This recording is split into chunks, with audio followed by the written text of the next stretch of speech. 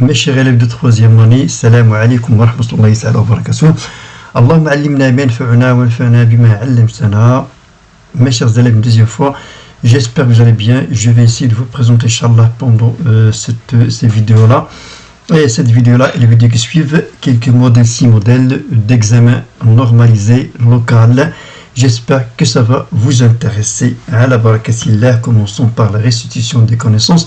Et on vous demande de relier les groupes, les éléments du groupe A avec ceux qui leur conviennent dans le groupe B. Alors le rachitisme, ration alimentaire, anémie, kwashiorkor. Alors l'ensemble B est constitué par carence en fer, entretien de la bouche et dents, carence en vitamine D et en calcium, quantité d'aliments nécessaires pour l'organisme durant 24 heures, carence en protéines d'origine animale. Comme vous le constatez ici, dans le groupe A, vous avez 4 éléments. Alors en face, il y en a normalement 5 éléments. C'est pour cela que vous devriez faire attention. Un élément qui est en plus de ne pas répondre d'une manière au hasard.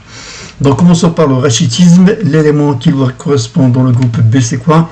Bien sûr, c'est un manque ou carence en vitamine D, en calcium. Oui, le rachitisme, carence vitamine D en calcium, parce que le rôle du vitamine D, c'est de fixer le calcium dans les os pour qu'il leur donne de la dureté. Ration alimentaire, bien sûr, c'est la quantité d'aliments nécessaires pour l'organisme. Durant 24 heures, il doit être équilibré de point de vue quantité et qualité. L'anémie est quelque chose qui attaque les globules rouges et le sang, c'est carence en fer. Et il reste le kwashiorkor, bien sûr, c'est une carence en vitamine, plutôt en protéines d'origine, surtout d'origine animale. Alors, compare le son entrant et le son sortant des muscles pour retrouver les mots du texte en mettant devant chacun des termes suivant son numéro. Quand voilà, on vous a aidé avec ces termes-là et vous allez compléter pour avoir un texte cohérent. Alors, dans un muscle, la quantité de dioxygène contenue dans le son entrant est plus que celle du sang. La quantité de contenu dans le son entrant est plus faible que celle du son sortant. Les muscles, qu'est-ce qu'il fait alors? Alors, lors d'une activité musculaire, on remarque que de la consommation d'eau et du glucose ainsi que quelque chose du CO2. Plus l'activité d'un organe est, plus les, avec le sang, des capillaires seront élevés. Commençons par la première. Alors ici, dans un muscle, la quantité d'oxygène contenue dans le muscle, dans le sang entrant est plus élevée. Bien sûr, le muscle a besoin de dioxygène que le sang qui va sortir, parce qu'une quantité d'oxygène va rester dans les muscles. La quantité de CO2 contenue dans le sang entrant est plus faible, bien sûr, mais lorsqu'il va sortir, il sera très grand. Qu'est-ce qui fait le muscle? Il respire. Lors d'une activité musculaire, on remarque que une augmentation de la consommation d'eau et de glucose, ainsi que de le rejet de CO2. Plus l'activité d'un organisme est elle est grande et importante, plus les échanges avec le sang des capillaires seront élevés.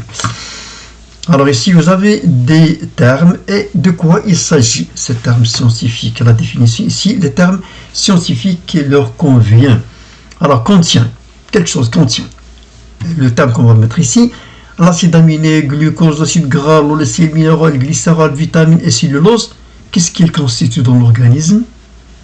Le terme qui convient ici, et bien sûr, ce sont correspondant le chyle intestinal. Il y a le chyme au niveau de l'estomac et le chyle au niveau de l'intestin. Le mélange de ces éléments qu'on vient de dire maintenant, on les appelle le chyle intestinal. Donc, réaction chimique que subissent les aliments simples en présence d'eau et d'enzymes spécifiques. Voilà. C'est quoi? Bien sûr, c'est l'hydrolyse. Alors, substance chimique qui met en évidence l'existence de nouveaux éléments dans la substance testée, c'est quoi? Bien sûr, c'est un réactif pour savoir l'existence ou l'absence d'un élément dans les aliments qu'on mange. Alors, le vaisseau sanguin qui transporte les substances issues des lipides traversant la paroi de l'intestin grêle, c'est quoi? C'est le vaisseau lymphatique. Alors, substance protéinique entre dans la simplification moléculaire de l'aliment et réagit à l'acide du pH et à la température. C'était quoi? C'est bien sûr c'est une enzyme. Il reste maladie de malnutrition, on appelle carence alimentaire. Alors ici, on vous demande de légender ça et vous donner un titre. Donc le 1 qu'on voit ici au niveau de la bouche, c'est quoi? Ce sont bien sûr les glandes salivaires. Le 2, l'endroit de la digestion des protéines de l'estomac. Ici, le pancréas, organe responsable de sécrétion des enzymes, de quelques enzymes. Le 4, l'intestin grêle. Le 5, c'est l'œsophage. Ici, le 6, le foie. La vésicule biliaire qui contient la bile. Ici, le 8, la première portion qui suit l'estomac, c'est le duodénum. Ici, le gros intestin, l'endroit de l'absorption de l'eau et le rejet des déchets non digérés. Et le titre, bien sûr, schéma de l'appareil digestif chez l'homme. Alors, complétez les espaces du texte suivant par ce qui convient. Le système circulatoire. Le système de l'appareil circulatoire, il y a ici 2 éléments. C'est quoi? C'est le cœur, bien sûr, et les vaisseaux sanguins. Il constitue le système circulatoire. Joue un rôle essentiel dans la distribution de quoi? Bien sûr, distribution du sang et des nutriments pour toutes les cellules du corps. Il transporte également de quoi? Et bien sûr, les déchets de ces cellules vers les organes chargés de leur élimination. C'est quoi? Pour le sang, pour le dioxyde de carbone au niveau des poumons et pour les autres déchets, l'urine, l'acide urique et tout ça, comme vous avez vu dans l'excrétion urinaire au niveau des reins. Alors, le cycle cardiaque. Regardez, ici, vous avez 3 étapes essentielles. Première phase, deuxième phase, troisième phase, c'est détiré ici. Alors, le cycle cardiaque, on a 3 étapes fondamentales. La première, systole auriculaire pendant laquelle les oreillettes se contractent et poussent le sang. Dans quoi? Oui, dans les ventricules, à travers les valvules auriculo-ventriculaires. Alors, deuxième étape, c'est quoi? Après la systole auriculaire, vient la systole ventriculaire, pendant laquelle les ventricules se contractent et les valvules auriculo-ventriculaires se ferment pour empêcher le retour, bien sûr, du sang, provoquant la circulation du sang dans quoi?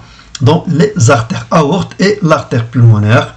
Après ouverture des valvules artérielles, bien, les appelle les valvules sigmoïdes. Alors, la dernière étape, c'est le repos diastole général, pendant laquelle les oreillettes et les ventricules sont, bien sûr, en relâchement total. Les valvules artérielles sont fermées et le sang va pénétrer quoi? Dans les oreillettes, exactement dans l'oreillette gauche et droite, dans le crâne. Pour le résumé scientifique et communication écrite et graphique, on vous donne un adolescent qui a consommé ces aliments-là, et il y a des données sachant qu'un gramme de glucides, combien il fournit d'énergie, les lipides et les protéines. Et voilà, qu'est-ce qu'il a consommé? 450 grammes de glucides, 102 grammes de protéines et 84 grammes de lipides. Et on vous demande de calculer l'énergie. Donc, comment on calcule l'énergie? On multiplie ça, les lipides, par 38, ça et ça par 17, et on va additionner tout pour avoir l'énergie totale qui a été fournie par l'alimentation de cet adolescent. Et cette énergie vaut 2576 kJ. Deuxième question. Alors, sachant, et c'est à ce qu'on a vu ça, déduire, est-ce que cette ration est suffisante pour l'adolescent à couvrir ses besoins énergétiques? Voilà, et on va comparer avec les deux. Donc, l'apport énergétique fournit l'énergie suffisante pour cet adolescent.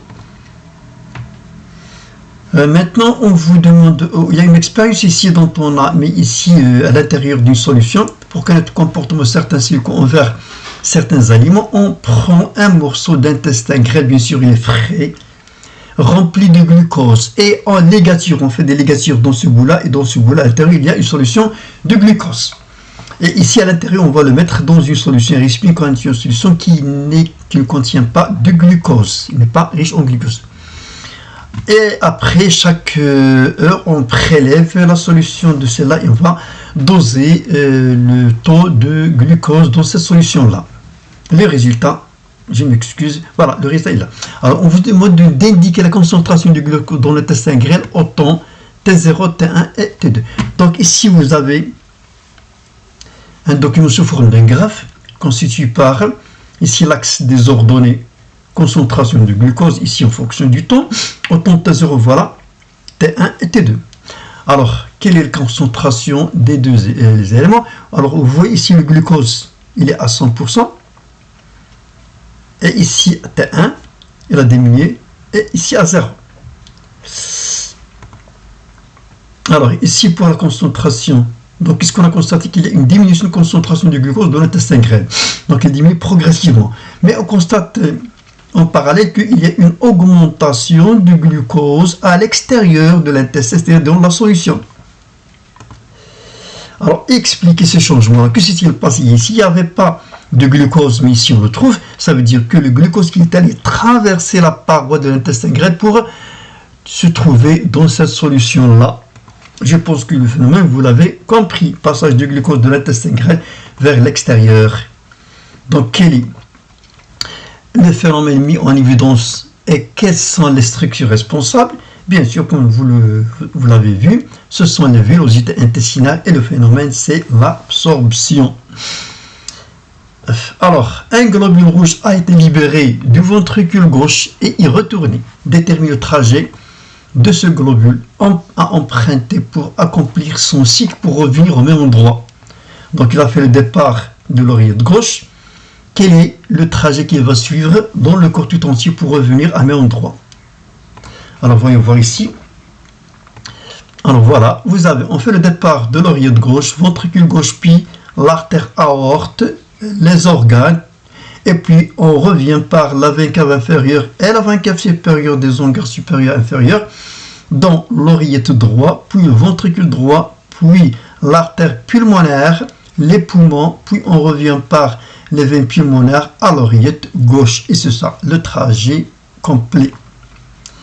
Alors, déterminer les changements que subit ce globule au niveau de l'alvéole pulmonaire et au niveau des muscles. Donc, au niveau de l'alvéole, ces globules rouges sont d'une manière générale. Alors, qu'est-ce qu'il va subir? Une oxydation de l'hémoglobine, la substance qui donne la couleur au sang, et il est responsable du transport des gaz respiratoires. Et on obtient l'oxyhémoglobine. Au niveau d'un organe, bien sûr, il se combine avec le dioxyde de carbone. Il va donner le carbhémoglobine. Alors, le schéma AB, ou bien les schémas AB et C représentent 3 phases d'un cycle cardiaque. La question demandée, c'est quoi? C'est de classer ces schémas selon leur ordre chronologique et donner un titre. Alors, j'ai signé ça en rouge pour faire attention à la réponse. Donc, voyez, pour savoir ça, il faut voir l'allure et l'aspect des ventricules et des oreillettes, ainsi que des valvules qui ne sont pas indiquées ici dans ce schéma-là. On va vous le demander par la suite. Donc, ici, vous voyez que les oreillettes, parmi les 3, ce sont des oreillettes de long volume, il est petit. Donc, c'est la première. Puis, on constate qu'il y a ici une diminution du volume. L'aspect des ventricules, c'est la deuxième étape. Et puis aussi un relâchement du cœur tout entier, c'est la troisième étape. Alors, la première, c'est la systole auriculaire. Deuxième, c'est la systole ventriculaire. Et le repos général, c'est la diastole. Alors, deuxième question, on vous demande d'ajouter les valvules, parce que ce n'est pas indiqué les valvules ici, selon chaque étape. Donc, lorsqu'il y a contraction des oreillettes, bien sûr, les valvules auriculo-ventricules vont s'ouvrir. Lorsqu'il y a contraction des ventricules, ces derniers vont se fermer. Et c'est là, les artérielles vont s'ouvrir. Et le relâchement, les artérielles vont se fermer et les auriculo-ventriculaires vont s'ouvrir de la manière suivante. Voilà. Alors ici, indiqué par des flèches le sens de la circulation sanguine à l'intérieur du cœur.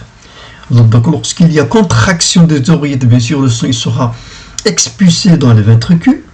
Voilà.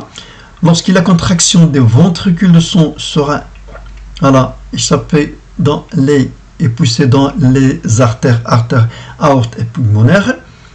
Le relâchement, il est un retour du sang dans l'oreillette droit par la veine cave supérieure inférieure.